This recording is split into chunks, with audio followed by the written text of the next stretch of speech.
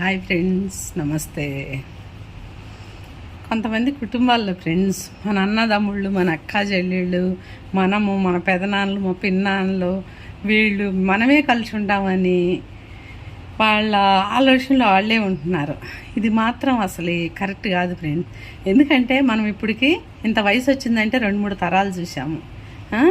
ఎప్పుడైనా కానీ మన పెదనాన్నలు, మన బాబాయిలు, మన అక్క చెల్లెళ్ళు, అన్నదమ్ముళ్ళు ఒక్క గొడవ కూడా రాకుండా కలిసి ఉండే టైం ఉందా?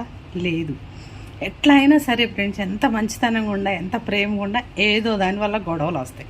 అందుకని మన వాళ్ళకే మనం మేలు చేయాలి, మన వాళ్ళతోనే కలిసి ఉండాలి, మన వాళ్ళకే ఆదుకోవాలనేది పక్కన పెట్టేసి మన చుట్టుపక్కల వాళ్ళని కూడా ఆదరించండి. ఎందుకు చెబుతున్నాను తెలుసా ఈ మాట? మన వాళ్ళకి మనం చూసుకుంటే, మనం తింటే పుణ్యము రాదు ఫ్రెండ్స్. వాళ్ళు మనకి రేపొద్దున అవసరానికి ఆదుకోరు.